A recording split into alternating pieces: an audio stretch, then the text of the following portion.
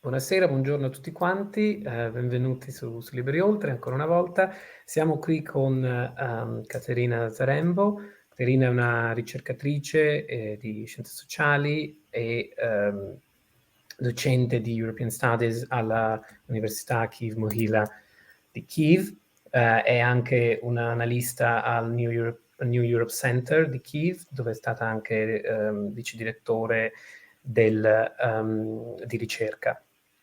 La sua area di ricerca ha avuto a che fare sui rapporti tra Ucraina, Unione Europea, Europa, NATO, ma oggi siamo qui per parlare di un tema diverso, che è legato al libro che Kateryna ha recentemente scritto e pubblicato, col titolo inglese, ovviamente è un titolo originale in ucraino, ma con un titolo in inglese The Rise of the Ukrainian Sun, che Kateryna ci spiegherà perché contenga una interessante allegoria, e che è un libro che parla di Donbas e tenta di decostruire quelle che sono tutta una serie di mitologie e di narrative di informazione sovietica e poi russa, che sono ancora molto diffuse nell'informazione e vorrei dire soprattutto in Italia. In descrizione al video troverete tutta una serie di fonti, tra cui anche un articolo tradotto in italiano di Kateryna, pubblicato su un numero speciale dell'inchiesta quest'estate. Kateryna, thank you so much for being with us. Thank you very much, Ludovica, for inviting me. It is my great pleasure. I would like to start from the title of the book. You were just, before we started recording, were just explaining to me what the pun is in the title. Can you elaborate on that a bit? Because obviously non-Ukrainian speakers won't necessarily get the word game in it. Yes, sure. I should probably mention in the first place that our interview was postponed because I changed the title last minute. So we had some. That's true. And the point was that the first version of the title was "The Sun of Ukraine is rising in the Donbas," and this phrase is not just a beautiful allegory because Donbas is located in Ukraine's east, so the sun is rising in the easternmost part.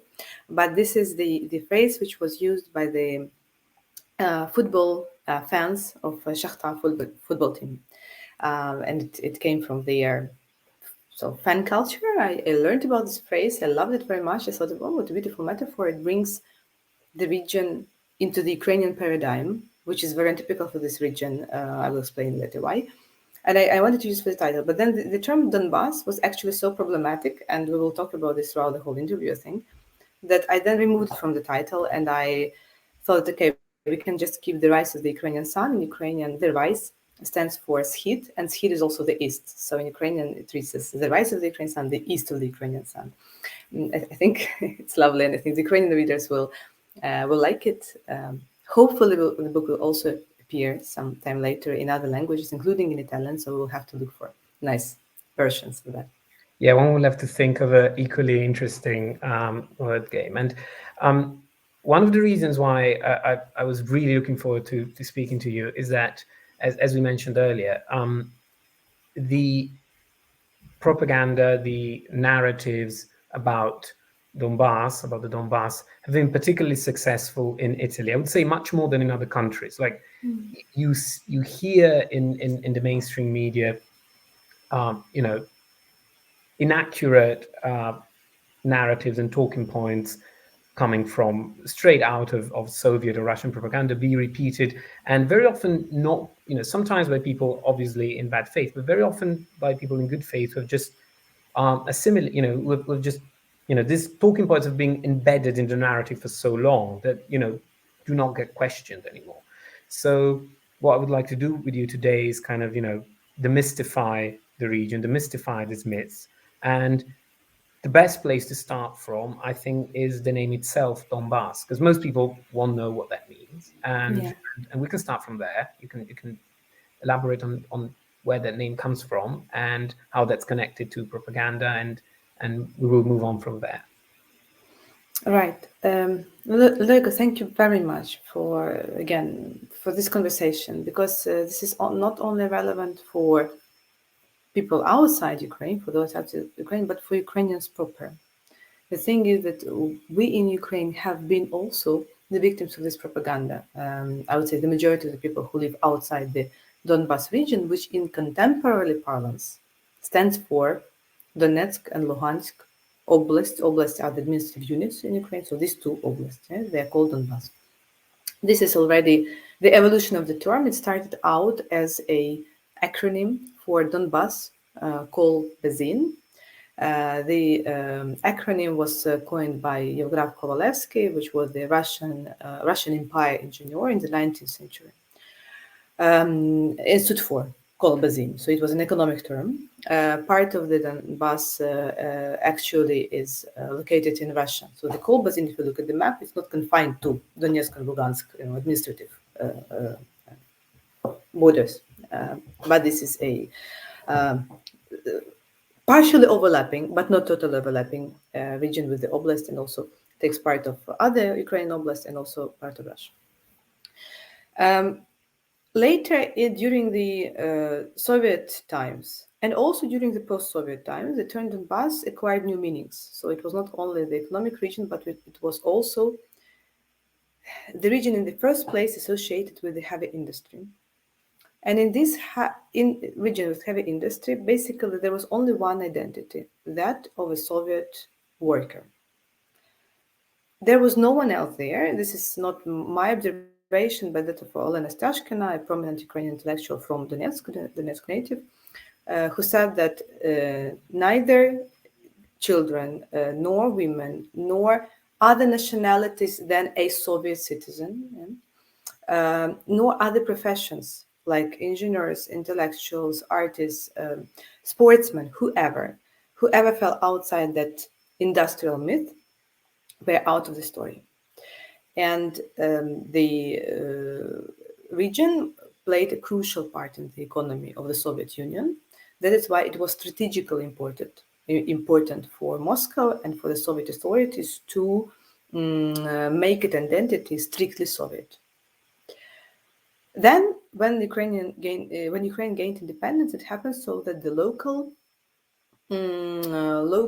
oligarchs who took advantage of the previously state resources then turned, previously Soviet resources then turned Ukraine independent state resources and then privatized by illegal schemes.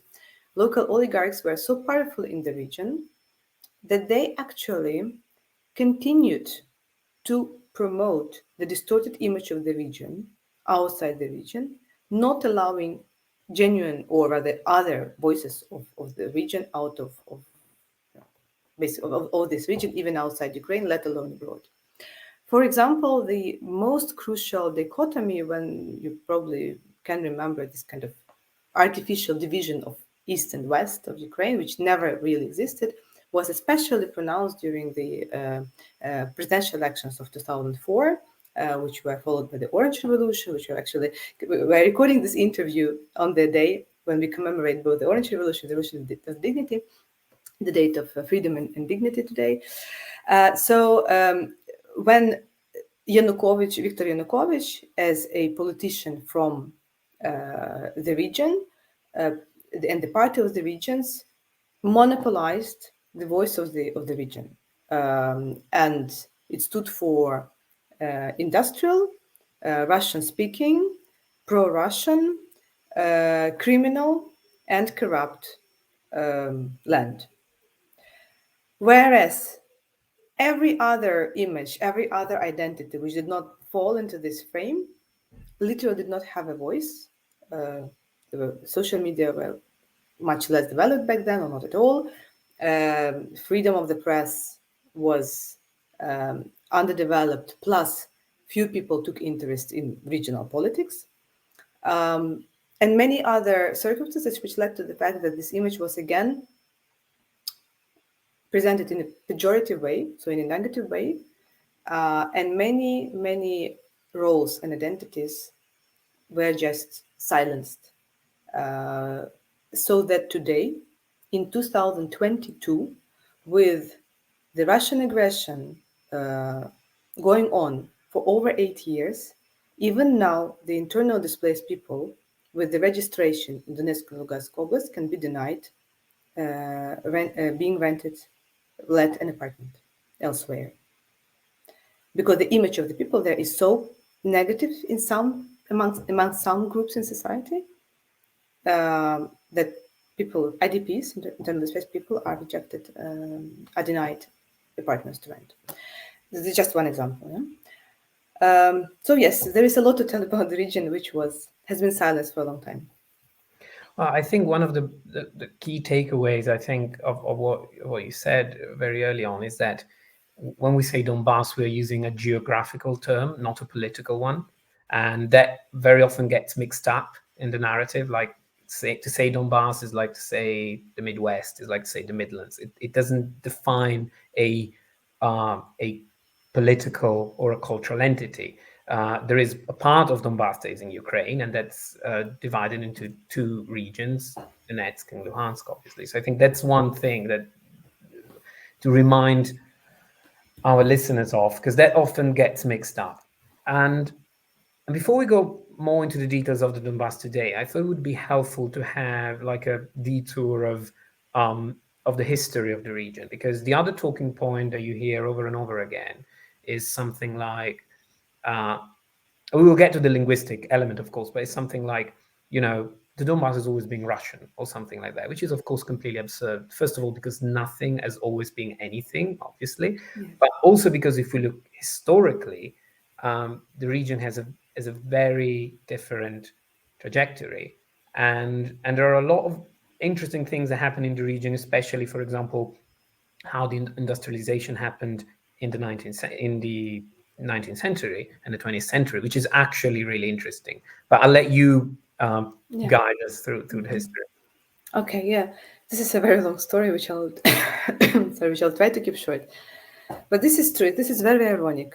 Donbas is considered to be, mythologically, it's something very Russian, very Soviet, very pro-Russian. In fact, it could not be more untrue, because, in fact, the land which we are talking about 500 years ago belonged to the Zaporozh Cossack land, which was the military state within the territory of the modern Ukraine.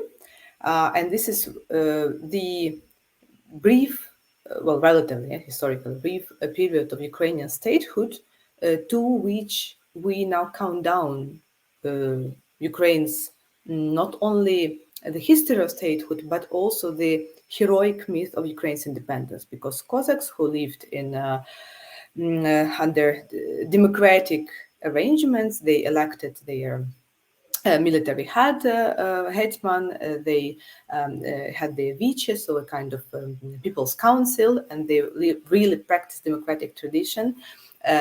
Starting from the 15th to the 18th century. The Donbas land actually was part of the, what we call modern day Donbas, and actually was part of the Cossack siege settlements. And up to today, many names of the local villages are called in the same way. They hold the same names which they got then under the during the Cossack times. So it would be much more logical if the history of this land would actually, in the public discourse, in the public memory, would be a part of this heroic mythology of Ukraine's independence and statehood. However, this is what we can call a kind of stolen history, because it was, as I already explained, completely appropriated by the, especially by the Soviet authorities. However, irony number two is that this industrial potential, which the Soviets exploited in the region, was developed to a high standard by the Western Europeans in total. So in the second half of the 19th century, the Russian Empire invited Western, we would now say, investors and industries who came to unearth, quite literally, the vast potential of the region in terms of coal mining, steel production, salt production, glass production, locomotives, and other heavy industry directions. The region was divided into 4 spheres of business influence, so to say. So British and specifically Welsh, French, Belgic, and German. And the key industries, the key enterprises which appeared in the 19th century, the most prolific ones, the most, well, actually all of them, were developed and continued to operate quite successfully until the beginning of the 20th century, thanks to the foreign capital and intellect. So it was not only money, it was actually the Western European workers and engineers who came to the land to develop the industry totally from scratch. They often did it, most often they did it in cooperation, so they kept this kind of joint stock companies together with the Russian companies, because this is how the Russian Empire allowed it to operate. But the point is that it was Western money and Western brain. When the First World War started, the Russian Empire back then used this historical moment to renationalize the industries, which the process was finalized by Bolsheviks who came to power after the revolution. And it is for this reason that Belgium, for example, did not recognize the Soviet Union until 1935, because the Belgian enterprises were basically expropriated, it's called in the Soviet jargon, or basically stolen by the Soviet Union. So this industrial colossus, of which the Soviet Union has been so proud of, on which it has built all its myth of industrial power, is just another story of theft. Thank you so much. And it's actually, something really interesting to point out, actually, is that, as you mentioned, the city of Donetsk was funded by a Welshman. The city of Luhansk, I think, was funded by a Brit. So once again, this notion of like this forever Russian land is easily disputed. And in terms of connecting it to the Ukrainian history, it's actually, what you said is actually very fascinating, because for some time it is true that land was one of the, was part of the first proto Ukrainian state, of the first polity that Ukraine can trace back to. But somehow it has not become part of the Ukraine's own national myth. And of course, the other thing would be to say that the other actor in the region was, of course, the Crimean Khanate, which also was completely, obviously, erased and displaced from history by Russian and then Soviet narrative. I don't know if I was gonna go into the on the Soviet myth of the Donbas and then the oligarchization in the 90s. But I actually thought it could be interesting here to make a slight digression into what is the identity of the region from a linguistic, ethnical, and cultural and religious point of view. Because again, we will find things that we don't necessarily expect. If that's okay. And then we come back to kind of closer in times to this Soviet myth and then the oligarchization in the 90s. Would that be okay? Yes, absolutely. Yeah, so this is actually a complicated question because starting from the end of the 19th century, the Ukrainian population was overwhelmingly more present in the region. However, Russian citizens also either came or were forcefully brought to the region to work on the mines. So Ukrainians who were the native population of the land were agricultural society. They did not really like to work underground. And the positions, the vacancies of actually this mining, underground mining, were often filled with Russians. That said, the Ukrainians were in absolute majority as of the end of at the end of 19th century, as were also the village population. So around 90% of the urban versus rural dwellings, the ratio of urban versus rural dwellings at the end of the 19th century was like less than 10% to over 90% in favor of villages. This landscape completely changed over the course of the 20th century. So Donetsk and Lugansk oblasts are now one of the most urbanized, and the ratio literally reversed. And the population in terms of their ethnicity also has changed for various reasons. So some Ukrainians, of course, remained, and many of them, and to cut a long story short, as of 1991, the majority of the population by Ukrainians, around 60% of the population. Then there would also, the rest would be Russians plus minorities. So there would be a Tatar minority, but not Crimean Tatar, but Povolzhak Tatar minority. Then there would also be the German minority, the Greek minority, Mariupol Greek minority, who appeared in the region at various times of their history. The point, Jewish minority, of course. So the point is that the ethnic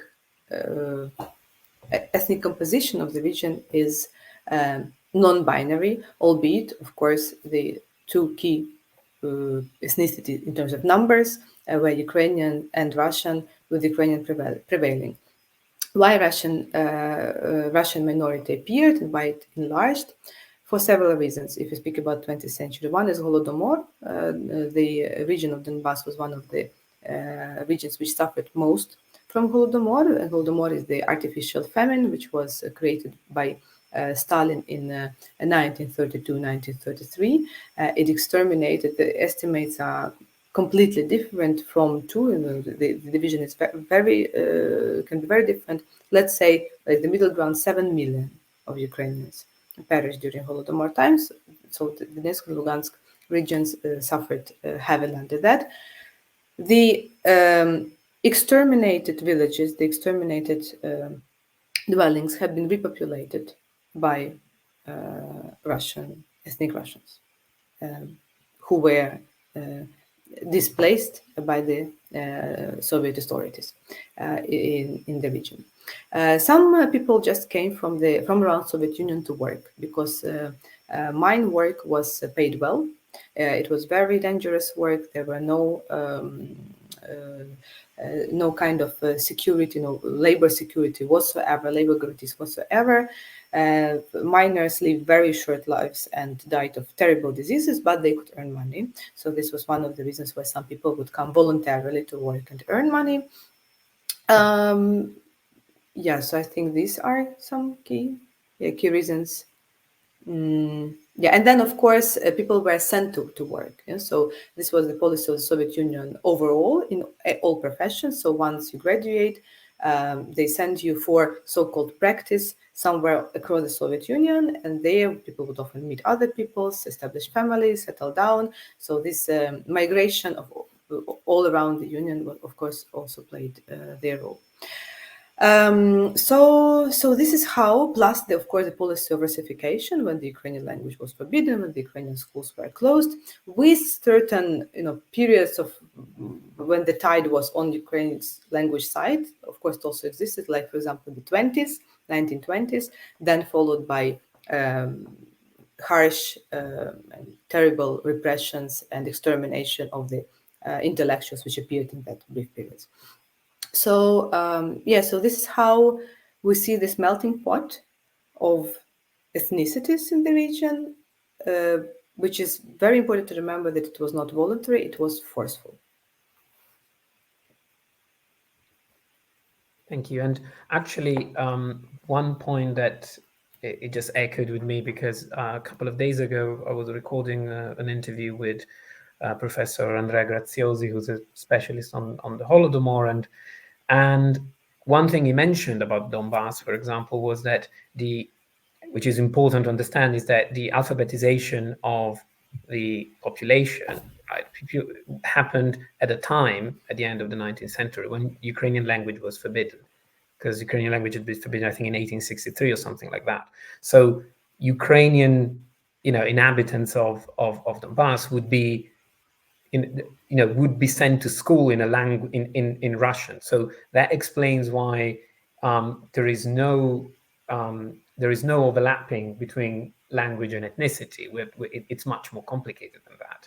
And I think I know it's something that we have said many times on this channel, but it would be good to remind everyone that there isn't such a thing as such a neat division between languages, and that the two languages often overlap, and people are often bilingual or understand to different degrees both languages. So it's very inaccurate to kind of single out the Donbas to say it's a Russian-speaking region, regardless of how it became so. It's also more complicated than that, I would say. Oh, absolutely. This is a very important addition. Thank you very much, Ludovic. I will also comment that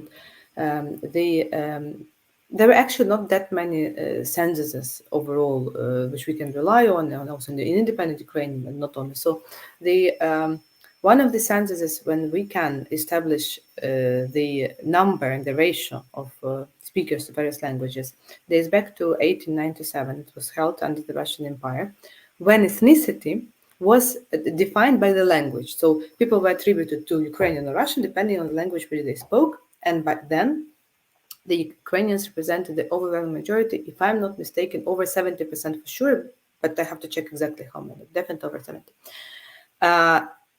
As of 2000s, we have 90% of Russian speakers, but up to 60% of Ukrainians who define themselves ethnically Ukrainians. So indeed, the ethnic Ukrainians almost overwhelmingly spoke Russian throughout the course of the 20th century and in independent Ukraine, because this was the policy of Russification, which was heavily implemented in Donbas. And it was not just 1 year or one ban of the language. It depends on how you count and which exactly decree or law you count in or you don't. But according to various estimates, there are over 100 bans of Ukrainian language in the Russian Empire over the course of the history of Ukrainian belonging to the Russian Empire. So Ukrainian language was heavily hit during the Soviet times and also during the Russian Empire. And basically, Russian was the language of the privilege. Ukrainian was the language of disprivilege. And it was especially harsh, especially violently in all respects, implemented in Donetsk and Lugansk Oblast. And actually, going back to Graziosi book we presented the other day, some data that I found very interesting was that in 1991, when people were asked in Donbas how they identified nationally in terms of nationality, 48% would describe themselves as Ukrainian, 20% would describe themselves as Soviet, like a Soviet citizen, and then 14% would choose a regional identity, and then only like 2% would actually pick the Russian national identity as the chosen one. So once again, it disproves this idea of language or even ethnicity, predetermining national identity, which is much more of a civic choice. Absolutely, yes. Can you actually talk a bit about the religious profile of the region? I think one of the things everyone would be quite surprised to find out is that there are actually quite a few. Of course, Orthodoxy is the dominant religion, but it would be wrong to kind of paint the region as a entirely Orthodox one. And there's actually quite a substantial Protestant presence in Donbas. Can you talk a bit about that? Because that's something that I'm pretty sure most people are completely unfamiliar with. Yes, absolutely. The religious composition in Donbas is actually very patchy. And yes, the easiest and wrong guess would be to say that it's completely Orthodox, where because you would have at least three options of Orthodoxy there. One would be the Russian Orthodox Church. So which church do you belong to? Yeah, it would be Russian. Then it would be the Ukrainian Orthodox Church, which up until Ukraine got the Thomas, so the autokephalia from the Constantinople Patriarch in 2019, the Ukrainian so-called Kiev Patriarchy was proclaimed uncanonical by the Moscow Church, which is again a long story and built on myths and lies. The point is that these two churches existed in the Donbas in very uneven and unjust conditions.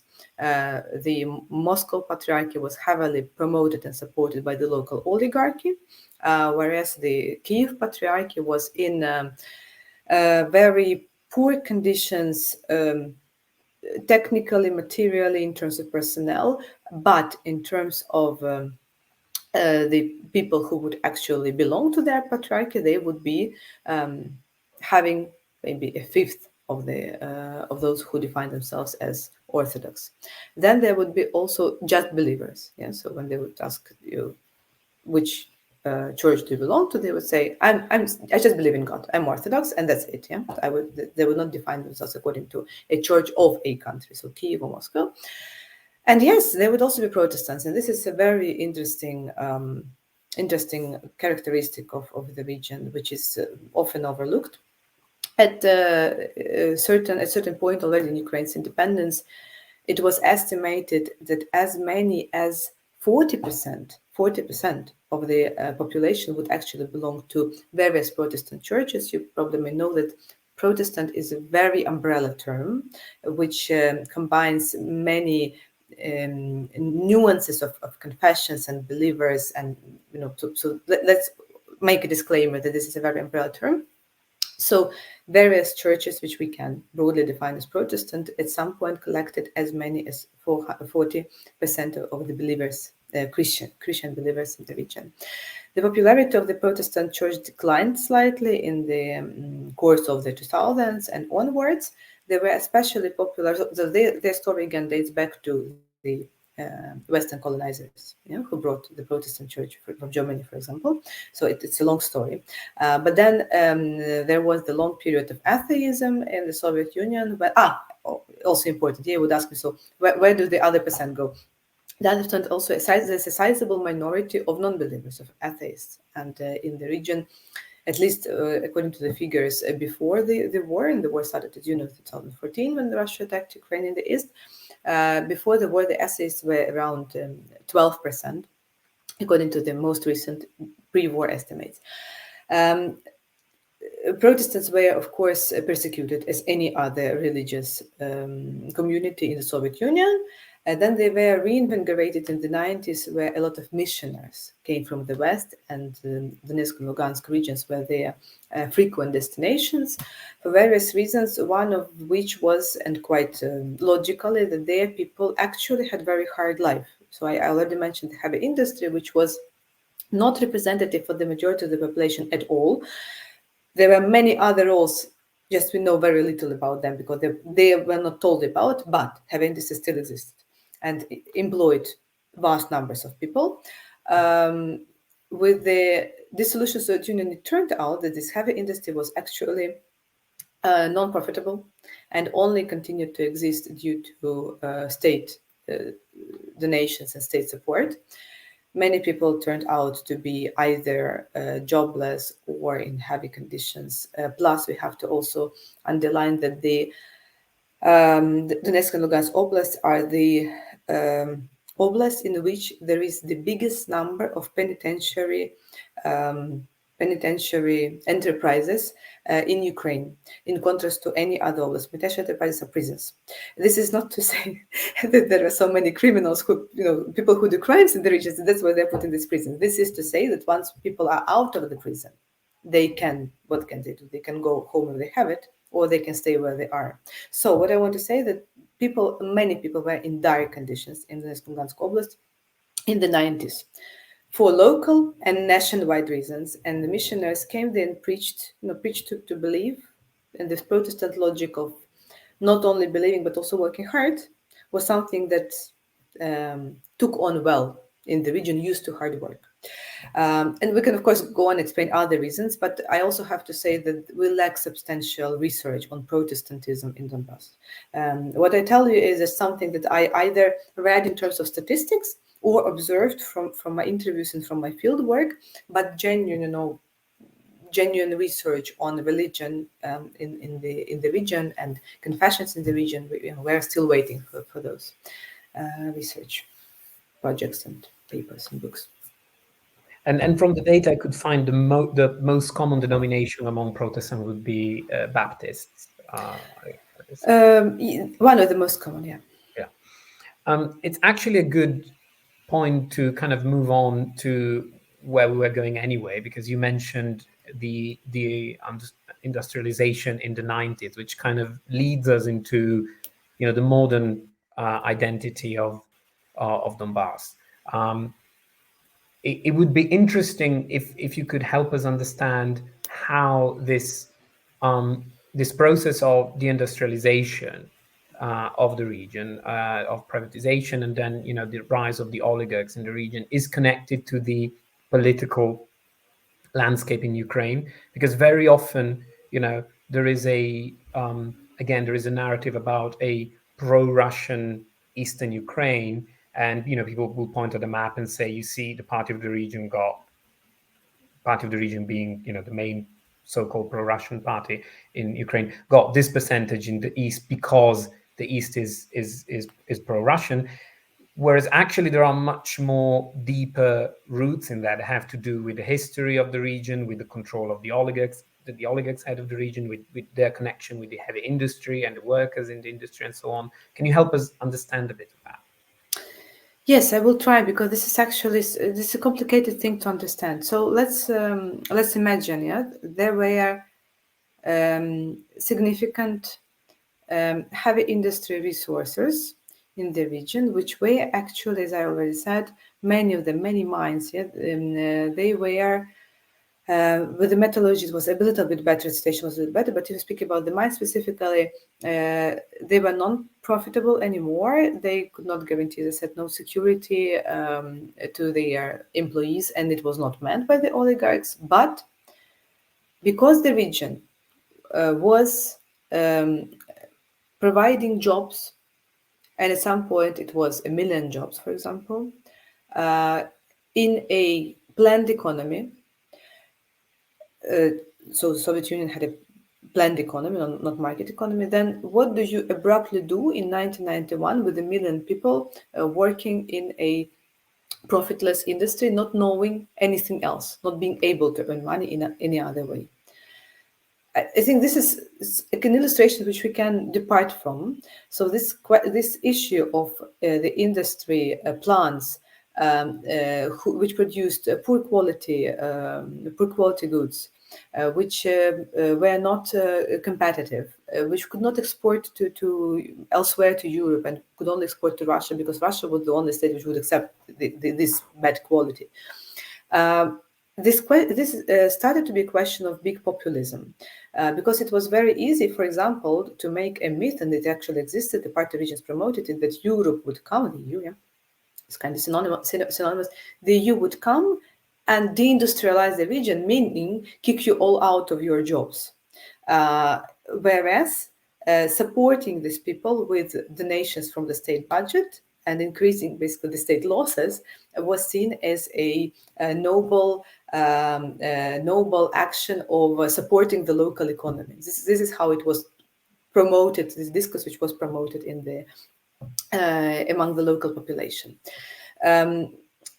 Moreover, we have to understand that if an oligarch, for example, Akhmetov or Yanukovych or other, it was called the family, which controlled enterprises in the region, if they control thousands of jobs and people are specifically dependent on this or that businessman oligarch to have a job, it means that these people become their resource.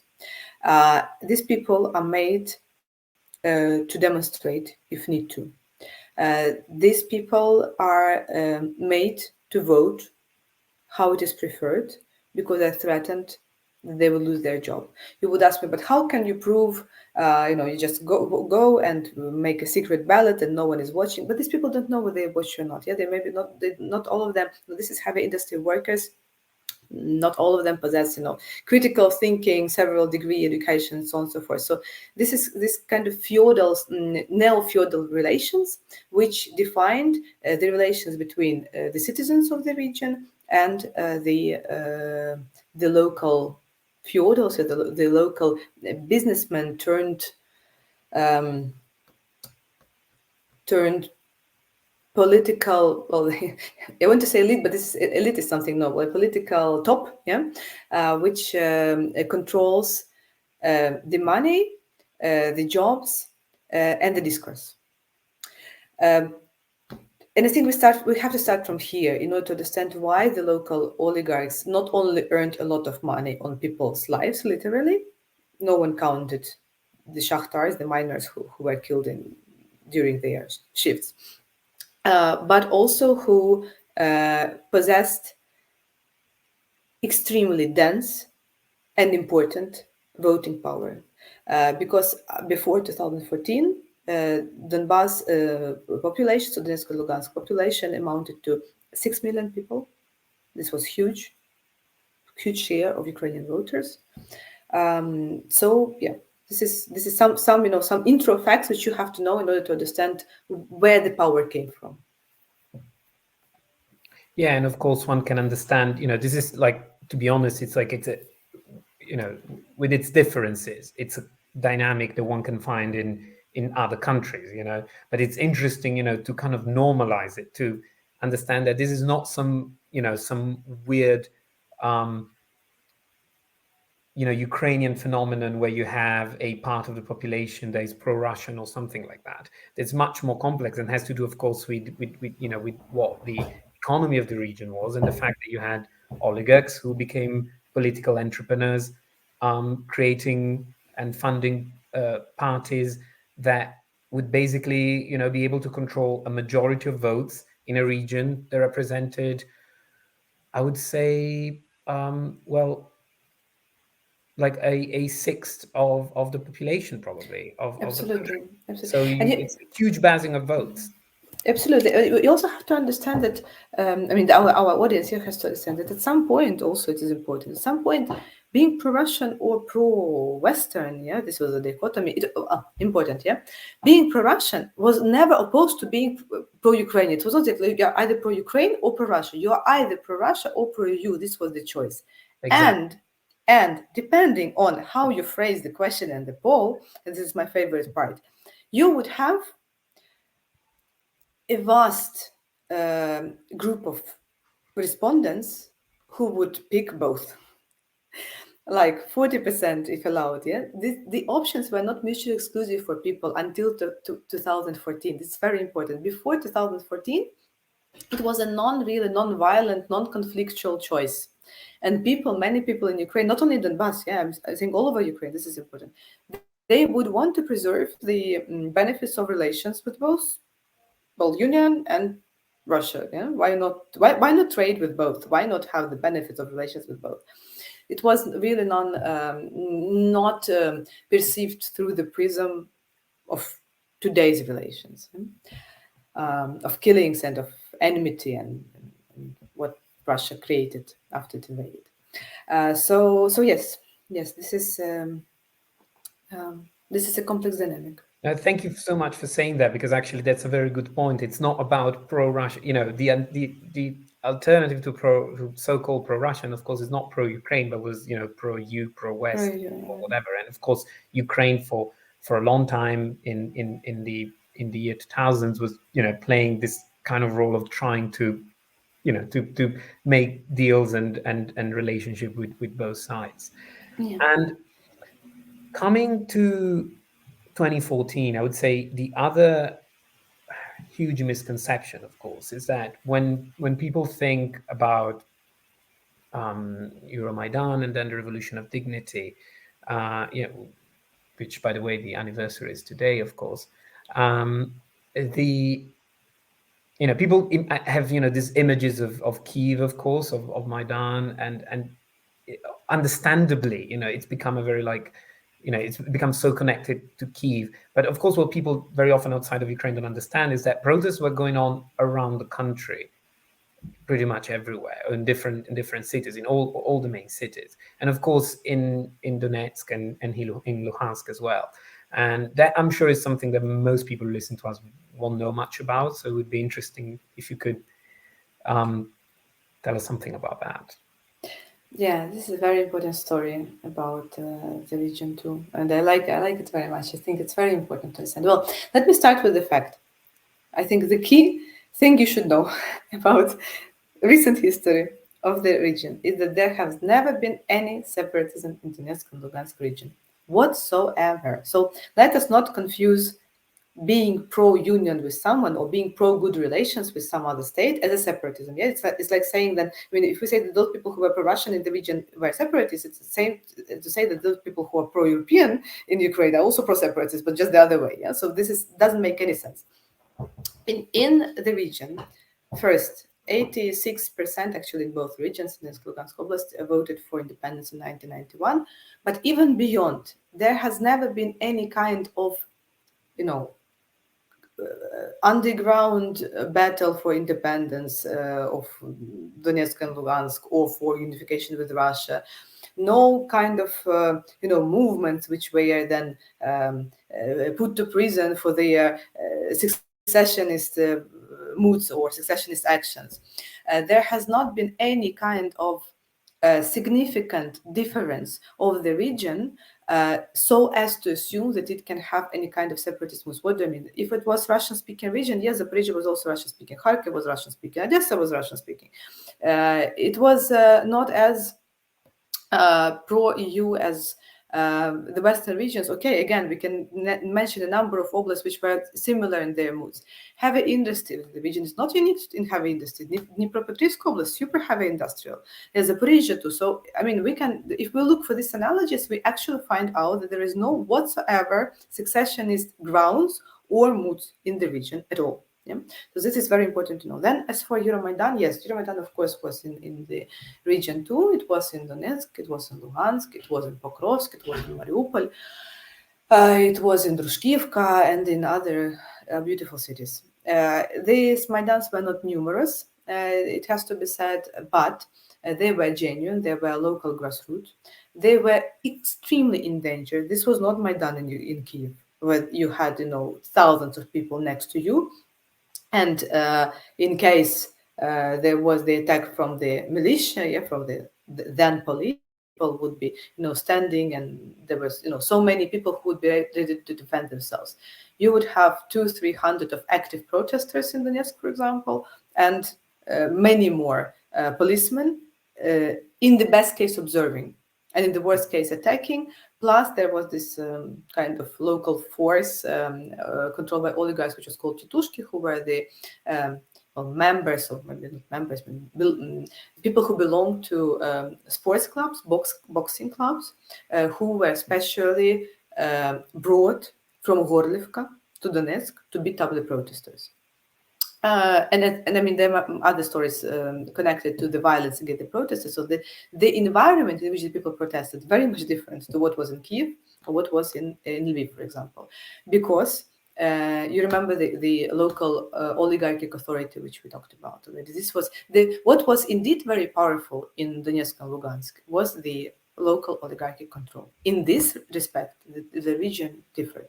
No, again, we could find an example in Dnipro, for example, but in contrast to other oblasts like Chernihiv or Zhytomyr or Vinnytsia, there, it's uncomparable. Yeah, the power of oligarchs. So yes, people did protest. People did die there too. Dmytro Chernyavsky is one of the prominent victims who was killed during the protest. But what was especially important, and this is something that I think should be known by everyone who is interested in this history of Russian hybrid aggression first and then open aggression this year, is that when people sensed that something more than the pro-EU, pro-Russia choice was at stake, that Ukraine was at stake, that their independence was at stake. This is when the genuine protest began in March 2014. And this was the case when thousands of people went out to the streets of Donetsk, and you can find these beautiful photos which look like Kiev, but just in Donetsk with Ukrainian with Ukrainian flags and Ukrainian symbolics. And it was then that the state institutions started to be taken over by some strange people who were not locals, so who were undercover Russian army regulars or hired combatants brought from Russia, because they did not know where to go. They asked people for directions in the streets. And of course, there were local collaborants too. So we also have to understand that when we speak about the local element, there was local element, but these were not separatists, these were collaborators, and these are two different things. And they should be called their proper names. So, yes, there was this extremely important protest for united Ukraine, which went on starting from March 2014, and it was numerous indeed. In Donetsk city, not used to protest whatsoever of any kind. It was a significant number, and it went on actually until summer 2014, when the region was already occupied. But the latest protest was took place in the form of the shape of religious marathon, when there was a tent in the center of Donetsk, and various priests of various confessions, basically all confessions except the Moscow Patriarchy, they came to pray for the united Ukraine, or rather for peace, for the prayer for peace in Ukraine, and this is how the Euromaidan ended. Yes, I mean, if we count the story down from Euromaidan, from the 21st of November, on which Donetsk Euromaidan also started, also from the posts on Facebook, like Mustafa Nayem in Kiev, it was the same in Donetsk by a local activist. So it ended then in summer 2014 with a religious marathon. And I mean, one day we'll have to do an episode in which we go much more deeper into this, because of course it's incredibly interesting. But one thing I would like to towards the end of our conversation, so one thing I would like to remind everyone is that, this, there was a point in which the Ukrainian army, the Ukrainian forces were about to take back most of the regions. That's when the Russian army became involved directly. To that point, they'd been mostly supplying militias, and of course you had Russian present in the region, but there hadn't been a proper invasion. That's when a real invasion happened back in 2014, of course, and that was when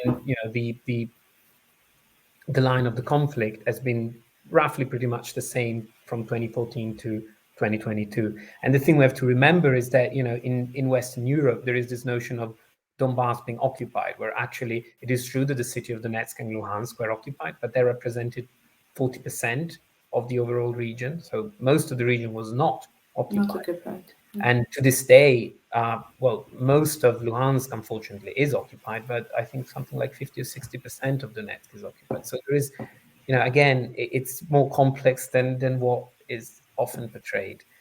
And, we could write, people will probably write encyclopedias about the human rights violations that happened under occupations, and we'll have to do something about that in the future as well in terms of an episode. But I would kind of single out this episode of Izolacja. If you can explain us what it is. I think I was about to use the word beautiful, but it's not beautiful. It's a good way to kind of epitomize and exemplify what occupation means, I think. Yeah. Yes, this is another very weird story, and I know what you mean by beauty, but it's not beautiful, it's horrendous. It was supposed to be a beautiful story. It started out as a beautiful story, and the beauty of it was that there was an old plant, which, as you already know, was dysfunctional, and stopped operating because it stopped bringing profit. It made the isolation materials. So, like in a proper English word, but you can Google. So what was the isolation plant about? And the daughter of the former plant director was an educated lady who traveled a lot, and she thought that making an art object out of an industrial object is a good idea because that's what she saw elsewhere in the world. And that's what she did. She did it in 2010. She made this old plant into a beautiful museum art space working with. So this was, I think, in Ukraine at that time was probably one of the key, one of the most powerful artistic spaces, and definitely the most powerful regional one. I mean, you could maybe find a couple in Kiev, but overall very advanced art object. She did not take any business, any oligarchic money for it. She fundraised and she invested her own money. She worked with artists all over the world who came to the region and rethought its essence and reproduced these senses, the meanings which were already in the region through artistic ways. For example, they made portraits of miners with the dust pulver, yes, with this mine dust. Just an example of what they could do. They were very active until 2014, and the story of Izolazia ended as for, I think, any liberal space which was in Donetsk and Lugansk region ended with the occupation. The plant and the plant turned museum and art space was occupied too, and turned into prison and torture camp. And now you have a book, a story. It's called the Torture Camp on Paradise Street, written by its former inmate Stanislav Aseyev, a writer, Donetsk local, who spent up to almost 3 years in captivity, was then released, exchanged, and wrote this book. And now he's fortunately, he's now safe. But there are many other people in Izolazia. Tortured, kept in completely lawless conditions, and basically what the whole book is about. Yeah, I mean, my book is. We have talked today a lot about history and identity and this kind of literature review part. Yeah? But my book is about these human stories of the people who lived in Donetsk, Lugansk, and other Ukrainian cities, roughly in the period of 2000 to 2014, and not belonging to the myth. And I just wanted to show, I have also a story about Izolazia, about Lyubov Mikhailova, who was this director and mastermind of this art space, and other wonderful people who created an alternative story of the region and then were violently interrupted. So this is the story I wanted to tell. I think that's the best note to end on. Of course, I mean, we very much hope that your book will be available at some point also in Italian. You'll find the title in the description of the video. Also, the other book you mentioned, The Torture Camp on Paradise Street by Stanislav Aseyev. There's also a film, a great film called Reflection by Valentin Vasianovich, on which Stanislav Aseyev was, I think, consultant. And of course, it goes into the reality of detainment in something inspired by Izolazia. So you'll find all of these information in the video, but in the description of the video. But what I'd like to do is to thank you so much for the conversation. I really hope the book will be translated into Italian at some point. And thank you so much for your time. Ludovico, thank you very much. I think this is. I felt this as a mission all this time, to tell the story, and I'm just so grateful that you bring this up. Just for future reference here for our listeners and viewers is the movie documentary, which was released this year, so very fresh, and it's called Euro Donbas, about European settlements. It's a documentary of just over 1 hour, directed by Kornei Hrytsuk. He also was. So he captured the cities and the sites, some of which are currently occupied temporarily, and this is something which you can very freshly review. So what is the condition of these former European plants and enterprises today, traced back to the history of when they were created, by whom and for what, and how they function. So this valuable movie. That sounds incredibly interesting. Thank you. I'll add that to the description then. So, Thank you so much. thank you very much, Ludwig, and thank you everyone who's watched us. Thank you.